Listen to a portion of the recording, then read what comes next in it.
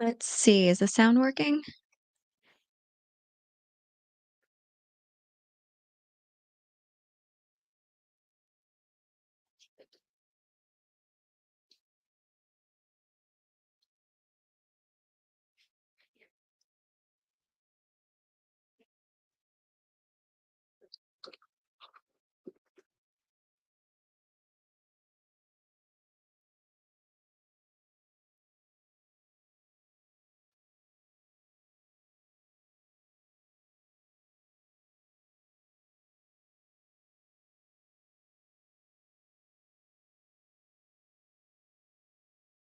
Hey, how are you?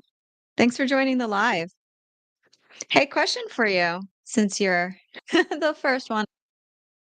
Screen looking when I do this? Are you seeing any difference?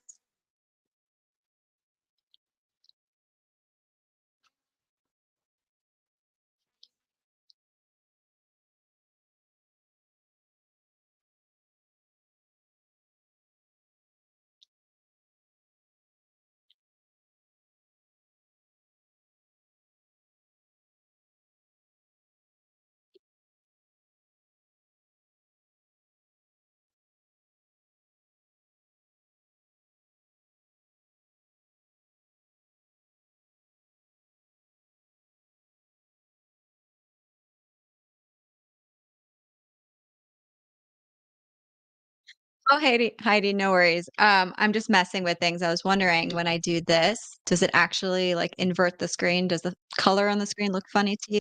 No. I'm always curious when I mess with things on my end, what you can see versus not see. I see we've got 4 people on, and there's always the replay, so if you can't make it live, that's totally fine, but it's always more fun when a few people join.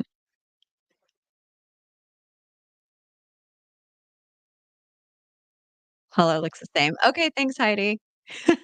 Sometimes I mess with it so I can see things better because I have funny vision. It's the easiest way to put it. So, it's good to know I'm not gonna give anyone else a headache if I'm flipping through things. Thanks. All right, so let's see, what time is it? We've still got 6 minutes to go, so I'll wait until actually 3 o'clock to start, just in case others are joining. And then I'll go through the normal questions that I have gathered. There were some I couldn't get to last week. So I'll go through those first. And then if there's time, I can go through anything else you guys might have questions on. So um, feel free to drop anything in the comments if you've got follow-up questions or totally unrelated questions, so long as they're Glowforge related or laser crafting related in general. Feel free to drop them and I will do my best to answer.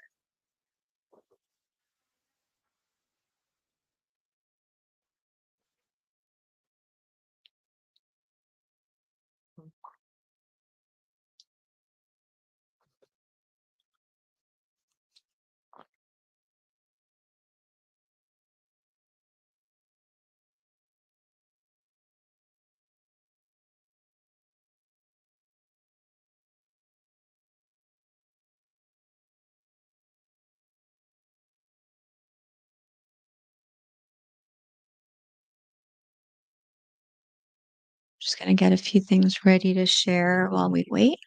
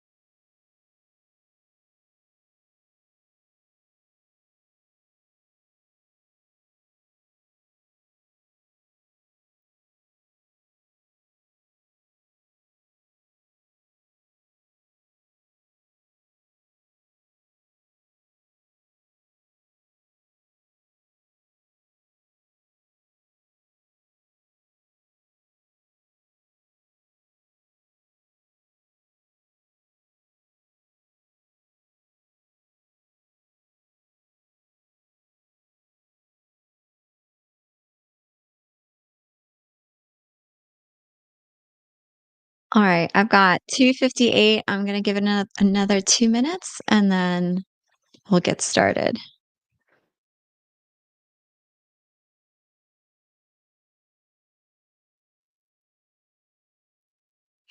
Hey, Heidi, I can answer your question actually while we're waiting to get started. Actually, you know what? Let me hold off because I think one of the questions that is on the list, may help you as well. So I will get to that question for sure.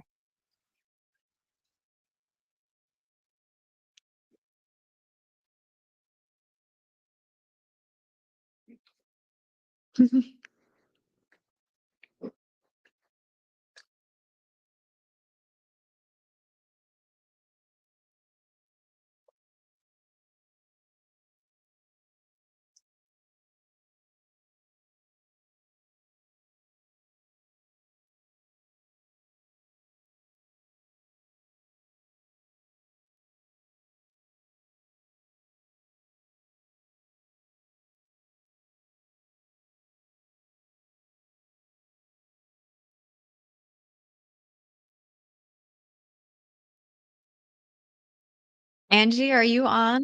I know you said you were hoping that you wouldn't you were hoping you would make it. So hopefully you're here.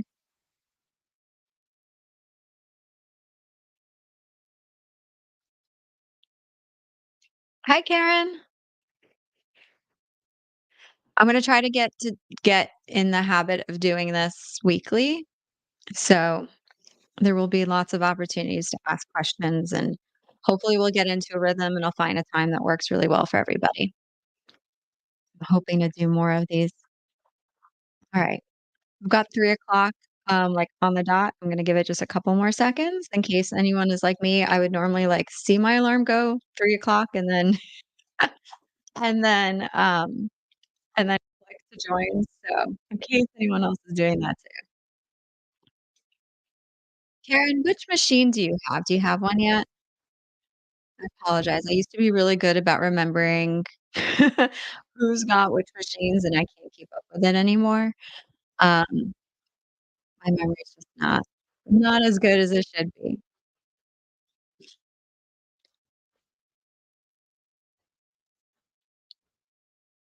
All right.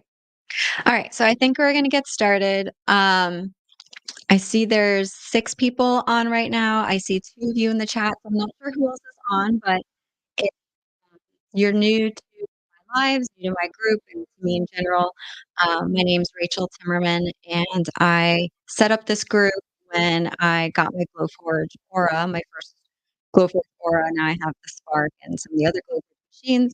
And I set up this group as a way to be able to help share some of the information that I had learned about those machines with other crafters. I participated in the launch campaign for the Aura and then the Spark, now the Pro HD.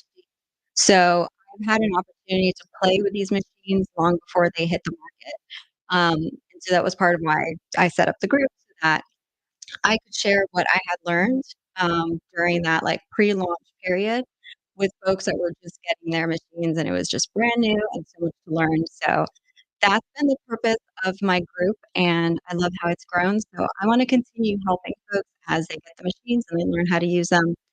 Hopefully you find this useful. So, I gathered some questions, last week and over the course of the week, not too many this time, to go over. And so what I'm going to do is I'm going to go kind of down the list of the questions that I gathered. If you have follow-up questions as I try to answer something, just drop it in the chat. And if you think of a new question as I go through it, drop it in the chat as well, and I will do my best to get to it. Today's live is going to be until 3:30, so about 30 minutes long. If we don't get to some stuff today, I will still record it and get to it next week or the next live, but I hope the next live will be next week. So don't hesitate to comment and ask questions as I go. Um, it's actually even better, and I appreciate it when it's interactive. So that would be wonderful.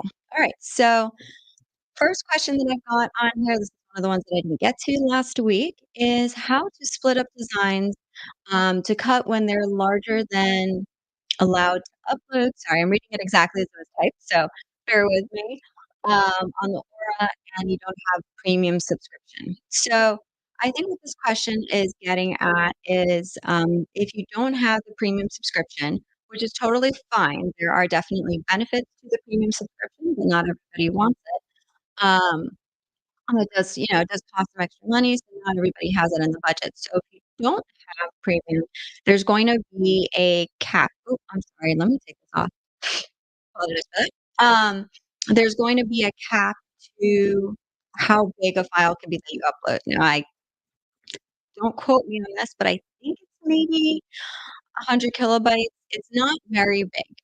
But mm, I have yet to come across a design that couldn't fit under that threshold. Usually there's some reason why the file doesn't is larger than that. And thank you, 100. Okay, thanks, Heidi. So usually it's there's some reason. There's extra components in it, the files are optimized. There's just a bunch of things that designers will sometimes do when they make a design, and that can cause that issue. Um, I usually try my best to make sure that mine are under that amount, so if you download any of my designs, you shouldn't have that problem, but a lot of the folks that will make designs on, like, Etsy, Creative Fabrica, or those, like, giant packs of files for, like, $1 that you can get, I forget, design bundles? Um, Often those people are making, like, tons and tons of designs, and then they don't often have a Glowforge machine themselves, they're just designers. So they're designing it to design, not for upload and for use, and they usually don't test them. So, that can be a sore spot. I've helped quite a few people in the group kind of work through that, where they got a design that, like, was advertised as good for Glowforge, but then didn't really work for Glowforge, and it needed to be tweaked. And there are ways to learn to do that, of course, but, getting back more specifically to the question, there are ways to shrink it. The easiest one is svgoptimizer.com, I believe the website is, where you can literally just upload your file into there, and if they're able to compress the file, they will. And the beautiful thing about SVGs are, you can almost think of it, they're vector files. Almost think of it as like an equation, like a math equation, and there are ways to compress it without degrading quality whatsoever. And so SVG Optimizer can be a really just quick and dirty way to shrink your file down. Sometimes that's not going to be enough. I personally will go a different route when I've got a file that's too big that I need to compress or need to shrink down. And what I will do is I will open it in Inkscape, which is a free tool. You'll hear me talk about it a lot. I'll open it in Inkscape, and I'll look for those pieces that don't make sense, and I'll delete those, and I'll group things in different ways. And then if I still need to after that, I will run it through SVG Optimizer. Now, it's a little more involved than I can show you in, like, a 30-minute live. So what I'm going to do is, actually direct you to a video that I have on how to do this. I'm gonna just find that real quick. Um Bear with me just one second, and I will drop that link. Here we go. Alright, so let me do this real quick. Let me show you my screen. Alright, can you all see my screen? Can you see my YouTube channel on the screen? And hopefully it doesn't look wonky colors or anything. I do have it inverted right now. I'll switch it back. So great. Okay. Thank you. Thank you, Heidi. So I've got lots of videos on here that you'll be able to see, that will walk you through, a lot of different um, fixes and solutions and tutorials to commonly asked things in the group. And one of them is on how to compress an SVG, and that's this file right here. So what I'm actually going to do is I will grab this link real quick, and I'll drop it in the chat just so that you guys have it. And if anybody comes back and views this later, they can grab it as well. But I highly recommend, if you haven't yet followed me on YouTube, which is where this live is actually, um, please do that. It not only helps my channel, and just, my business in general, but there's lots of really good stuff in there that will hopefully help you out with a lot of the, just common challenges that people have. Thanks, Heidi. And, you may find the answers to things that you're looking for on there. So the link that I just dropped in chat, and I'm just kinda highlighting it here real quick on the screen, that is will take you directly to the video that I had that shows you the I would call it the more detailed and specific way to clean up a file if you get it, and it is larger than 100 kilobytes, and it just won't upload if you don't have premium. There are also reasons, even if you have premium and you get a file and it is just really big, it usually shouldn't be that big. So I will sometimes still go into Inkscape and open it and try to figure out why that is. Because if the file isn't really well optimized, it can actually make the printing and engraving and whatnot process more difficult. There might be, like, extra things in there that don't belong, that don't really do anything, but they're like little dots or specks or, like, lines that don't really matter, but they're in the file, and so your machine will still try to, let's say, engrave or score those dots and lines and whatnot, and it'll just make your print take that much longer. So, if you are comfortable giving Inkscape a try, which I highly, highly recommend because at some point or another, you'll probably wanna use it, and it takes a little while to get used to, but once you do, it opens up so many possibilities. Um, I highly recommend opening big files in there just to double check and make sure yes, Heidi, I love Inkscape too. Um, just make sure that your file is clean and, something's not gonna take 2 hours to engrave when really it should have taken 30 minutes, because that has happened to me. I have put in a file before and it just looked crazy, and I'm like, "There's no reason for this," pulled it into Inkscape, and there were all sorts of extra gunk in there. So, that is my solution to how to address a file. You don't really need to split it up, you just need to clean it up and compress it. And I'll put the other one that I mentioned, I believe it's SVG Optimizer, and you'll see me use it. Um, I believe this is the link. You'll see me use it in the video as well because what I did is I cleaned it up in that YouTube video, and then I ran it through SVG Optimizer just to get it as small and compressed as possible. And so that's the other option is to just run it there, but like I said, going through Inkscape is going to be the better solution. Alrighty. If you've got any follow-up questions on that, just comment. Otherwise, I will continue, and I can always come back if I need to. Alright, so the next question that I had on here was how to get the right settings for different materials that are not automatically in Glowforge. Some kind of guide would be really helpful.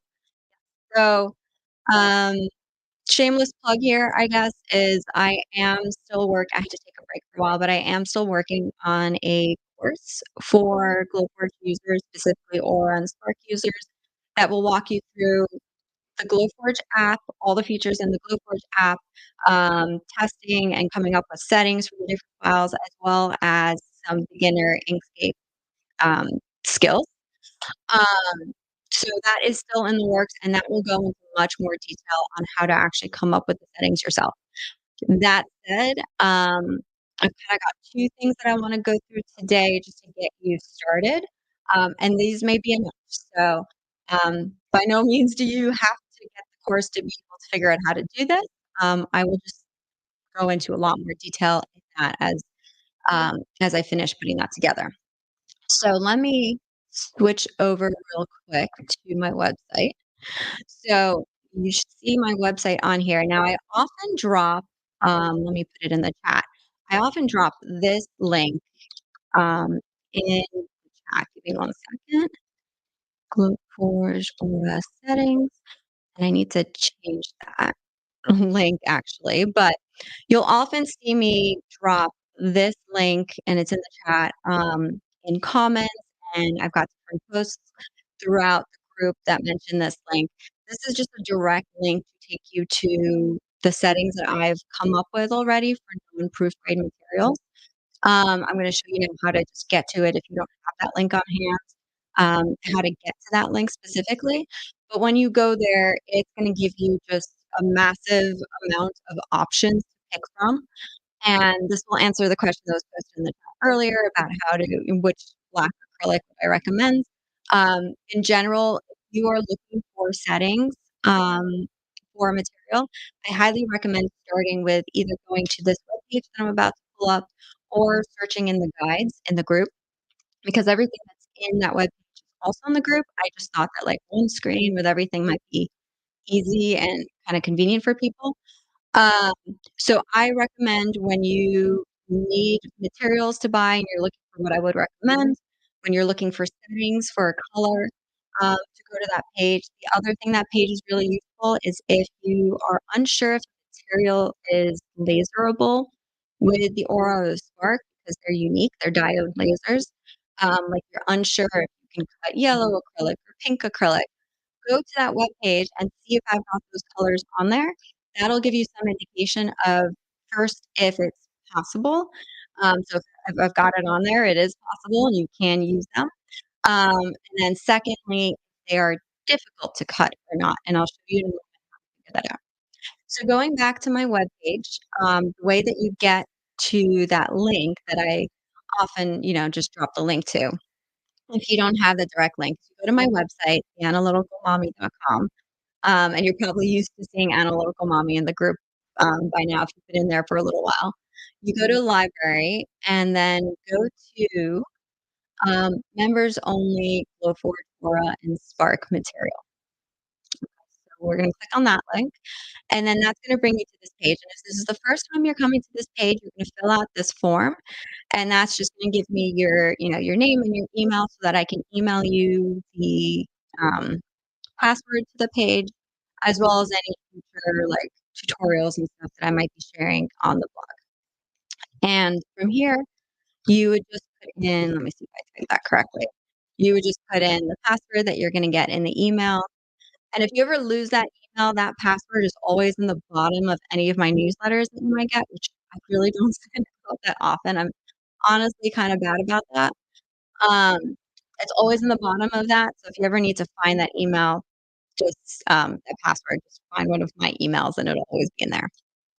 Alright. Now once you put the code in, it'll bring you to this page, and this page has a lot of guidance. So, kind of at the top, it just kinda gives, some just general ground rules, for using this stuff and some heads up and some coupons. So, if you are ordering from any of these websites, use these coupons. For the most part, you get 10% off. I think only one of them is 5% off. Um, some of these are affiliate links and affiliate coupons, so they do support me as well. So I appreciate when you use them, but hopefully they also give you a discount too, which they do. Okay, and then how to modify the settings if needed, and this gives you some indicator of how to tweak your settings and how to figure out settings as well. So, what this is intended for is very occasionally, people's machines might be calibrated. This is my suspicion. I don't know this for sure, but I believe that some machines are calibrated very slightly differently than others, or maybe environmental differences or whatever might make my machine function very, very slightly differently than yours. I don't know this for sure. Glowforge has not said this.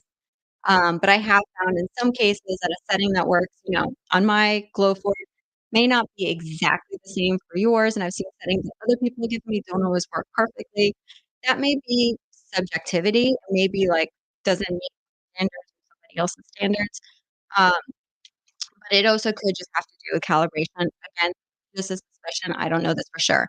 So, I always recommend that people test these settings, like, on a small thing first just to make sure that it works the way you like it on your machine. What this guidance also does, though, is if you have a material that is not in my list, let's say you get a black acrylic, and it's not on my list, you can try my settings or you can try proof grade settings, and if you don't whoops, sorry, trying to close that. And if they don't work for that material because it's a different, brand than I have, then you can just go to this section over here, how to modify settings, and tweak it. So let's say you bought a black acrylic from a brand and um, I don't have that brand in my list. What I would recommend you do is you go to the box at the top. So if I'm over here, this box on Glowforge, in the app, and you would type black acrylic, and you would pick the thickness that matches what it is you're trying to cut. So let's say it's 1/8 medium, and you would test this these settings first, these proofread settings first, and then if that doesn't work exactly the way you want, you come back over here and you guidance for how to modify your settings based on how that worked out for you. And so that's my number one recommendation, how to figure out settings for something that's non-proofread and not in my list is to pick the proofread setting or pick the setting from my list that is closest match to what you have, and then use this guidance to tweak on that. So that hopefully answers that question. I hope that wasn't too long-winded. I realize that took a while to say. So if you have follow-up questions, if that didn't make sense, please comment and let me know. Um, but in the meantime, I'll just kinda show you if you haven't been to this page before, there is a ton on here. I have tested so many materials, and I actually have a picture I'm gonna share soon that shows, like, all the materials I've tested, like, all laid out, and it's crazy. So, there's a lot of materials you can use. Some are actually very surprising. And what I will say, though, what I will point out is I've actually got 2 tables of material settings. So I've got table A, and these are the materials that I truly recommend, and then I've got table B, let's go all the way down here. Um, excuse me. Let's see. Alright, taking a while to get to table B. So I actually made table B look different, just so that they're not mixed up. But table B is the materials where I didn't have like a full sheet to test it on. So I could only do a really teeny tiny test on it. It was like a 2 by 2 square. And those tests aren't super accurate. So take those with a grain of salt. These may or may not work, but I wanted to include them just as a starting point. If you like desperately want that color, it may work. I just can't guarantee it. And here's some settings to maybe start with. The other thing I'll point out on here real quick, I mentioned that you can use this table to figure out which colors might be really hard to cut. And the way to do that, I would say, is in the number of passes. So let me go all the way up here. All right, so this column right here is passes. If it takes 5 or more passes, I would call it difficult to cut. Um, 5 or 6 passes, like this one, 6. That's a lot of passes. That's gonna take a long time. Pink can be difficult to cut. So this, dark pink from Amazon is difficult. Will work, but if you're doing a super intricate cut, um, it may not be the best one. What I've noticed is that the more intricate the cut is, the, harder sometimes it can be to cut, and that just has to do with the laser moving and that material that, like, the area that the laser went on kind of cooling down before it comes back to it again. It's kinda weird. It's unique to diode lasers, I think. But if you see anything higher than, like, a 4 or 5, those are harder to cut. So it's just something to keep in mind. If you're trying to do something that's super intricate, maybe look for the colors and the materials that are a lower number of passes, and you'll probably have better results. Alright. Let me take a drink of water real quick, 'cause my throat tends to get dry when I do these, and I will move on to the next question. But in the meantime, if you need any follow-up or, clarification, please let me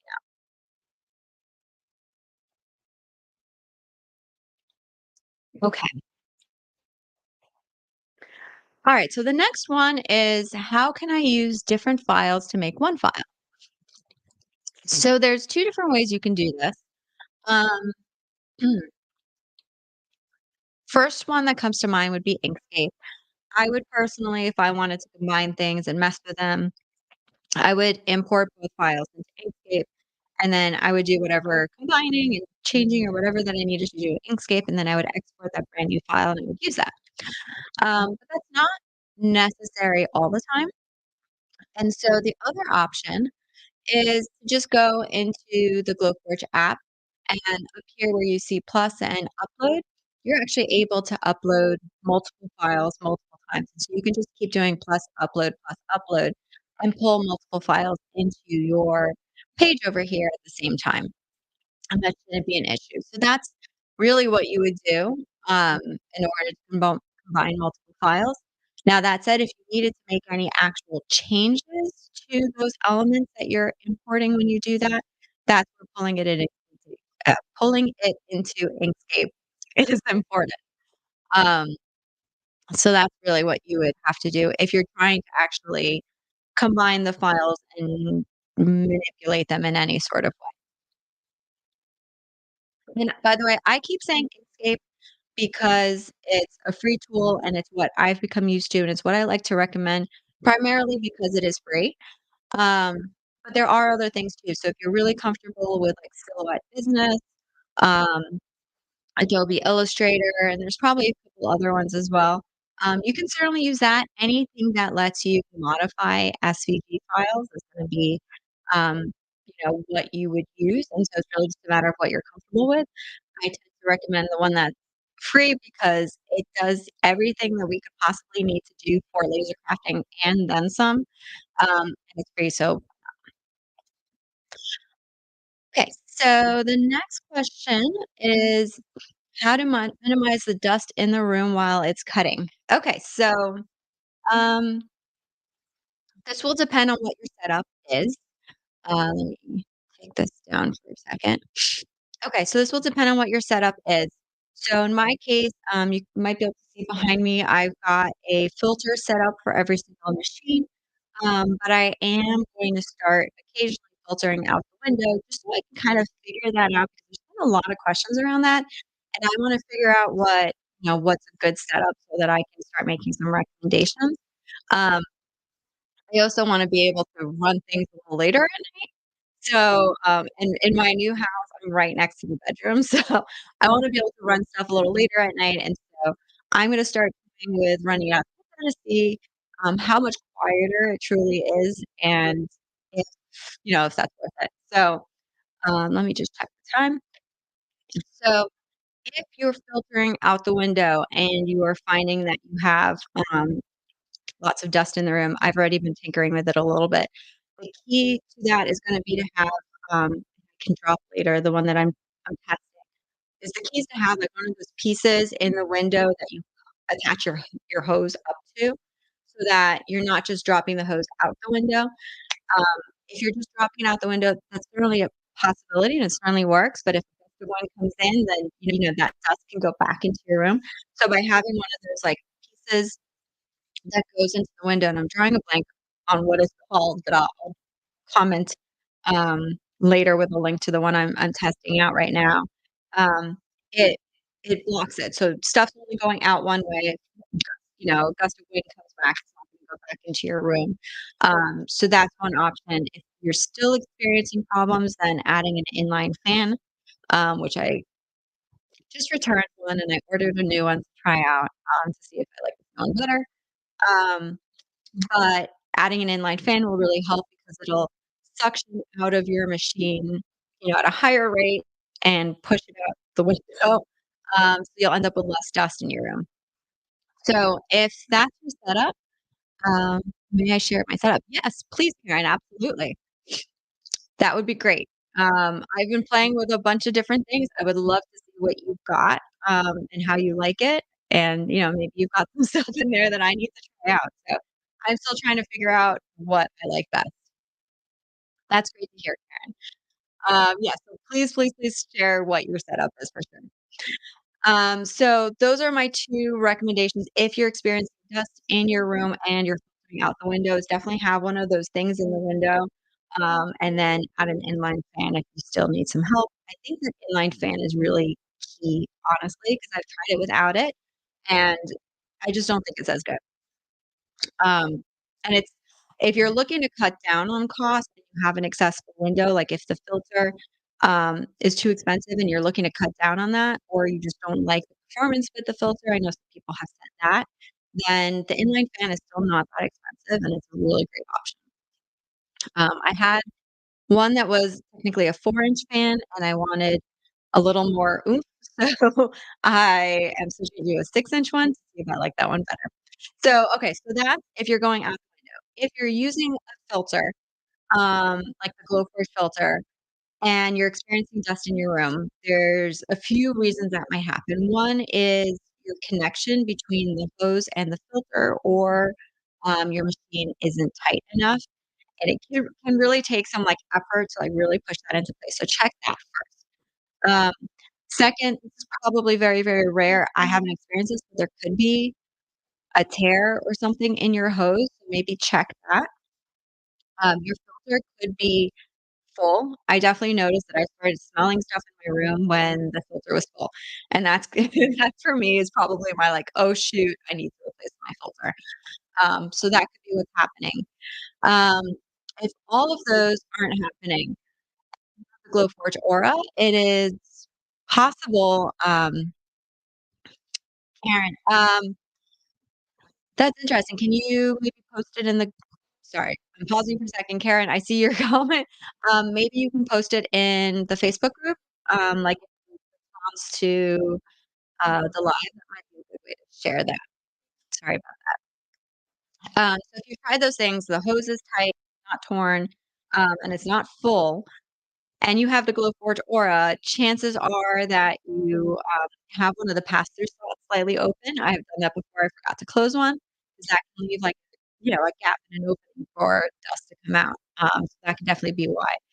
And lastly, it would be that you, um, maybe open the lid too quickly. So I know it'll say, like, cooling down, and then it'll tell you can open the lid, but I've noticed if I'm cutting acrylic or I'm cutting leather, I like to leave the lid closed for, like, an extra minute, which can be really, really hard to do sometimes because I just wanna, like, open it and use it.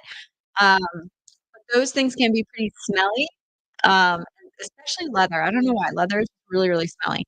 So I recommend keeping the lid closed just to make sure that everything, um, kinda settles before you open. I just find that that helps, and I've actually sent that feedback over to Glowforce, and I've suggested for leather that they add on some extra time to that, like, cooling, message, because if you open it right away, it just seems like it's not settled, it's not gone yet, and then it's in your face. So, hopefully those tips are helpful. Those are the things that I found that can cause those issues. So hopefully that's what you're experiencing, and that's one of the reasons. Karen, thank you so much. I'm actually really excited to see what your what your setup is. And Heidi, yes, I know I have the hardest time waiting to open it. Sometimes I, like, actually will leave the room when it's done, and I'm like, "I'm gonna come back in a minute just so I'm not tempted," because I'm just generally not a super patient person. Okay, so, it is 3:30, and I know I said I was gonna stop at 3:30. Let me just look really quick at what the other questions were on here. Um, okay, so feel free to drop off if you need to. I'm gonna address one last thing, and then so the next question I had on here was they need help with the basics, like literally like 1, 2, 3, ABC. So I will probably post something separate on that. Um, or actually, why don't we just I'm gonna plan to do that for the next live. I'm gonna make the next live like a totally totally beginner, you just got your machine and you know where to start.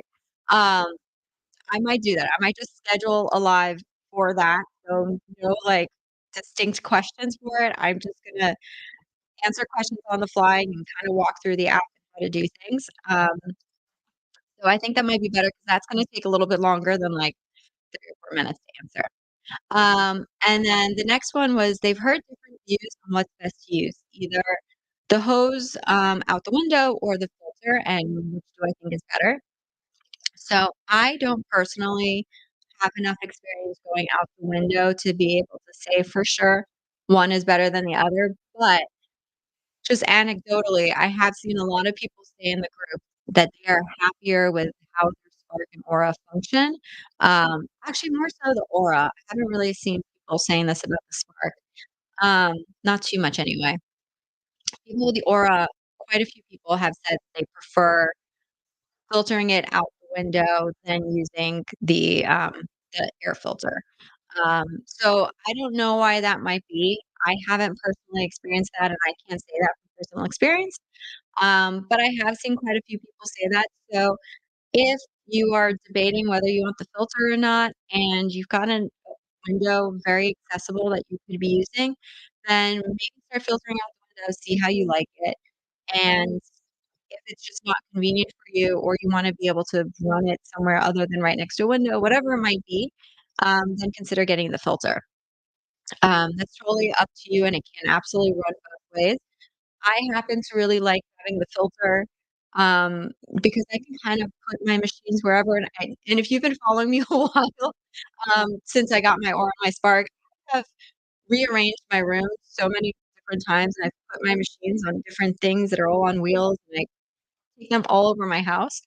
And so having a filter on it is just super duper convenient, but that's not gonna be the case for everybody, so, um, I have anecdotally seen people say that they prefer out the window, but that's just not something I've experienced, so I can't really talk to it. Karen says, "Out the window is a game changer." That is good to hear. So, Karen, you may be one of the people I'm thinking of then. There's been quite a people who say that they have definitely preferred that.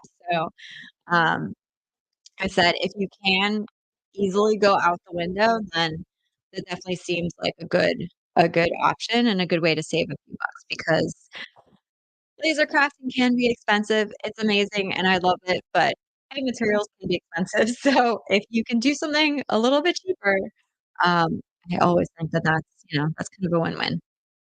All right. So that's all I've got for today. Thank you so much for joining. And like I said, I'm gonna think a little bit about it and how I'd structure it. But I'm thinking for the next live, I'm just gonna do like a step 1, 2, 3, kinda like this person asked, Facebook Live and just kinda go through the app and how to do things and answer questions on the fly, so if that's something that you think might be useful or you wanna contribute um, something to it, I'm always happy if you guys, like, kinda like Karen jumped in, um and said, you filtering out the window is a game changer. If you guys wanna contribute and help share your experiences and what you know, I always welcome that, so please join as well, even if you don't need the step 1, 2, 3. But I love having you guys on here, and hopefully you learned something from this, and hopefully you found it useful. So, let's see. Oh, sorry. Do you have a favorite brand of acrylic? Heidi. You know what? You guys have probably seen me post quite a bit of Craft Closet lately. Um, I happen to really love their brand, and I joined their affiliate programs. You've probably seen me share that quite a bit. They are kind of my current favorite, for really for the Spark and Aura. Because yes, their acrylic is great and they have so many colors, like really unique, pretty colors, and so many of them are um, Aura and Spark compatible. But they've also got some really other great options. So acrylic, can take a number of passes and it can be slower than wood. And one of the reasons I personally am loving Craft Closet is they've got a lot of what do they call it? Color board material. So they look like acrylic, but they're basswood inside and they're really thin and light and they cut really, really fast. So, um, I do tend to personally go to Craft Closet, but there are lots of other really great ones. So in my list, you'll see Hobby Lobby and Houston Acrylics. Theirs are really good quality as well. Um, I think those are probably the 3 I would recommend at the moment. And I've also tested a few from Amazon. The interesting thing I have found from Amazon is for whatever reason, they tend to be harder to cut through. They're still cast acrylic, not extruded acrylic, but they seem to be a little harder to cut than the Houston acrylic, I'm drawing a blank. I just said the name of it. Houston acrylic and Craft Closet, and I'm drawing a blank on the other one right now. But for some reason, Amazon ones so far are harder to cut. They're possible, but harder. So hopefully that helps answer your question. Anyway, I know I've gone way over. I'm sorry. Thank you for sticking around. And I always love doing these. So, um, you know, please let me know if you've got any feedback, you want more of these. And like I said, I'll share the one for next week really, really soon. Thank you all for joining. Have a great day.